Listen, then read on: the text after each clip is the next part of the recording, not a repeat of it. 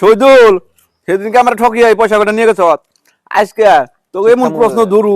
তোর আর সেটা জানোস না এমন প্রশ্ন ধরুম আর নগদ 500 টাকা দিমু তোরা তো কই হেরবি না এটা সুদ আজকে উঠাম র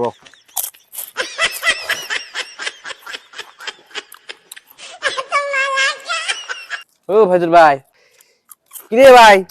ওলা হানে আরম্ভ করছ দেখি কি খাবার নিলি চিপস মিপস দেখি র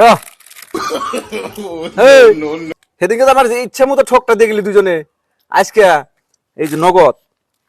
একটা কথা হইস করুম এই যে নগদ 500 টাকা দিমু যদি পারস সেই কথাটা হইলো কি জানস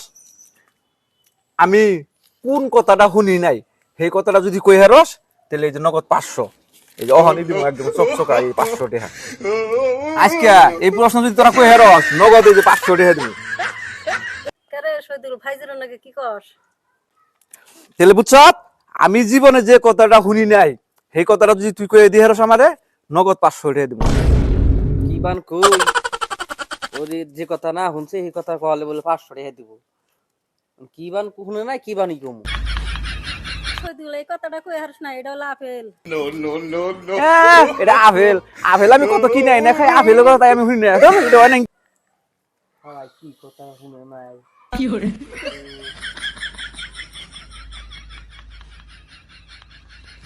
বিপদে ফেলা বানি ভাইজুর ভাই হ্যাঁ একটা কথা খবর চাই কও এটা কথা কব কা তোর দাদা আমার সাল কতদিন হইছে কি করে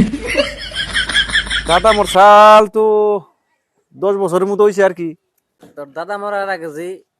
2 লাখ টাকা নিয়েছিল আমার কাছ থেকে এই কথাটা তুই জানোস না কয়ে গেছে না মরার আগে